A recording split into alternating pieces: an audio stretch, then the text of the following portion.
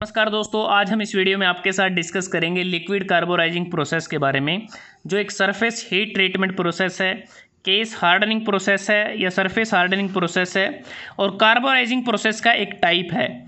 इस प्रोसेस को कैसे किया जाता है, इसकी एडवांटेज क्या है, डिसएडवांटेज क्या है और एप्लीकेशन क्या है, इसके बारे में हम आपके साथ डिस्कस करेंगे। लिक्विड कार्बोराइजिंग प्रोसेस को हम लो कार्बन स्टील या फिर सॉलिड आयरन बेस अलॉय पर इसको अप्लाई किया जाता है ताकि पर्टिकुलर मटेरियल पर हम थिन या हार्ड केस प्रोड्यूस कर सकें। ऐसा हम करते हैं जब हम उस पर्टिकुलर मटेरियल की जो सरफेस लेयर है उसको कार्बन को वहाँ पर इंक्रीज़ कर देते हैं या फिर कार्बन और नाइट्रोजन दोनों को हम इंक्रीज़ कर देते हैं, तब जाकर हमें यहाँ पर थिन और हार्ड सेल मिलती है। और इस पर्टिकुलर प्रोसेस के द्वारा जो हमें सेल मिलती है वो हार्डर होती है दूसरी कार्बोराइजिंग प्रोसेस से मिलने वाली लेयर से। जो दूसरी प्रोसेसेस होती हैं जैसे गैस कार्बोराइजिंग या पैक कार्बोराइजिंग उनके कंपैरिजन में इस प्रोसेस को करने के लिए जो कार्बोराइजिंग मीडियम हम यूज़ करते हैं वो बेसिकली मोल्टन बाथ है, जो मिक्सचर होता है साइनाइड्स का, sodium cyanide, chloride, sodium chloride या फिर बेरियम क्लोराइड हो सकता है, कार्बोनेट्स, सोडियम कार्बोनेट। लेकिन इस प्रोसेस को करने से पहले हमें जो वर्कपीस जिसे हमें कार्बोराइज करना है उसको कंटामिनेंट से फ्री करना होगा। वो कंटामिनेंट्स ऑयल हो सकते हैं, ऑक्साइड हो सकते हैं, अल्केलाइन सॉल्यूशन इत्यादि हो सकते हैं, ताकि हम प्रोसेस को प्रॉपरली तरीके से कर सकें और हमारा जो सरफेस पर हमें हार्ड सेल प्रोड्यूस करना है वो बड़ी अच्छी तरीके से हम कर सकें। अब बात करते हैं इस प्रोसेस को करते कैसे हैं। जिन वर्क पीसीस को हमें कार्बोराइज करना है उसको हम मोल्टन कार्बन रिच बाथ, जो मोल्टन साल्ट है उसमें उसको इमर्स किया जाएगा, उसमें हम डुबो कर रख देते हैं। उसके बाद टेम्परेचर को इंक्रीज़ किया जाता है, क्योंकि इस प्रोसेस को हम इलेक्ट्रिक साल्ट बाथ फर्नेस में करते हैं। टेम्परेचर जो इंक्रीज़ करेंगे 850 डिग्री सेल्सियस से 955 डिग्री सेल्सियस तक टेम्परेचर हीट किया जाता है। और इस प्रोसेस में अगर हम बात करें हीटिंग और होल्डिंग, वो इंटरमिटेंट होती हैं, रुक रुक कर होती हैं, क्योंकि इसमें जो होल्डिंग पीरियड रहता है वो 15 मिनट से 3 घंटे तक का हो सकता है। और इस प्रोसेस का जो होल्डिंग पीरियड है वो दूसरी कार्बोराइजिंग प्रोसेस के कंपैरिजन में अगर देखें उसमें काफ़ी कम है, क्योंकि दूसरी प्रोसेसेस में ज़्यादा टाइम लगता है। अब बात करते हैं कि इसमें हमें दो बात करने पड़ सकते हैं। पहला तो हमने 850 डिग्री सेल्सियस से 955 डिग्री सेल्सियस पे किया। दूसरा सेकंड बात हम 760 डिग्री सेल्सियस पर करते हैं, क्योंकि ऐसा इसलिए करते हैं जब हमें शैलो केस की फॉर्मेशन करनी हो तब हम लो टेम्परेचर बात करते हैं। अब इस प्रोसेस के दौरान क्या होगा कि जब ये प्रोसेस हमारी चल रही होगी तो उस दौरान हमारा जो मटेरियल है उसमें कुछ एक प्रकार से वहाँ पर डिफ्यूज़न होगा, क्योंकि या तो जो कार्बन अलोन या फिर कार्बन और नाइट्रोजन ये उस बात से डिफ्यूज़ होंगे, किसमें, मेटल के अंदर, मटेरियल के अंदर डिफ्यूज़ हो जाएंगे। और इस प्रोसेस में क्या होगा कि अगर हमारा हायर कार्बन और लोअर नाइट्रोजन है तो उस केस में कार्बन डिफ्यूज़ होगा बात से और वो मेटल पर एक हार्ड सेल प्रोड्यूस करेगा, जिसकी कह सकते हैं कि हमें एक प्रकार से यूनिफॉर्म केस हार्डनिंग वहाँ पर मिलेगी एज़ कंपेयर टू पैक और गैस कार्बोराइजिंग। लेकिन जब हमारी रिक्वायरमेंट है कि हमें डीप पेनिट्रेशन हमें चाहिए, जो हमारा कार्बन या कार्बन नाइट्रोजन है वो ज़्यादा डीप हमारे जाएं, तो इस प्रोसेस के बाद हम करते हैं कि रैपिड क्विंचिंग की जाएगी। रैपिड क्विंचिंग इसलिए करते हैं कि जो कार्बन अलोन है या फिर कार्बन और नाइट्रोजन है उसको मटेरियल के सरफेस के अंदर उसको लॉक कर दिया जाए। और ये हमने बताया कि हायर कार्बन और लोअर नाइट्रोजन के केस में रहता है।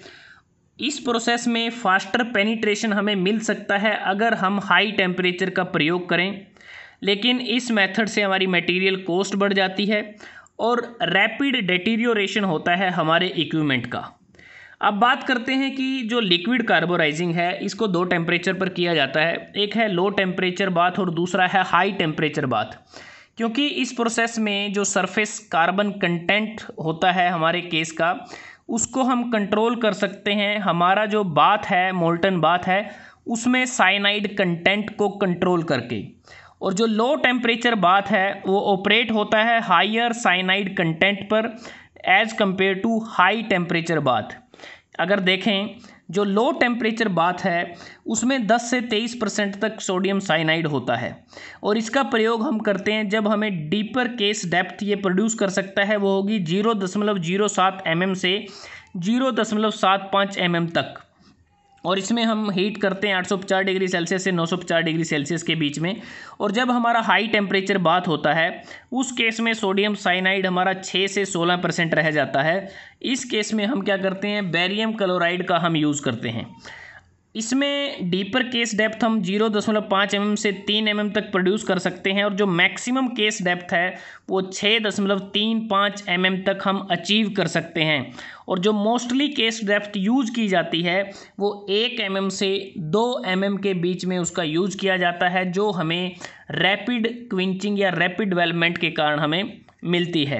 और हीटिंग जो टेम्परेचर रहता है इस प्रोसेस में 900 डिग्री सेल्सियस से 955 डिग्री सेल्सियस के बीच में रहता है। अब बात करते हैं कि इसमें जो हमारा जो टेम्परेचर हम इंक्रीज़ करते हैं या इस प्रोसेस को करते हैं, इसको ऐसा इसलिए किया जाता है लिक्विड कार्बोराइजिंग को, क्योंकि इस प्रोसेस के द्वारा जो भी पार्ट हम कार्बोराइज करते हैं उनके डिस्टोर्ट होने की जो अपॉर्चुनिटी है वो बहुत ही कम है। दूसरा, इस प्रोसेस में जो कार्बोराइजिंग जो एक्शन है वो मेनली डिपेंड करता है सोडियम साइनाइड और बेरियम जो साइनाइड है जो सप्लाई करते हैं कार्बन और नाइट्रोजन को, उस पर ये डिपेंड करता है। अब बात करते हैं कि इस प्रोसेस के एडवांटेज क्या हैं, डिसएडवांटेज क्या हैं और इसकी एप्लीकेशन क्या है।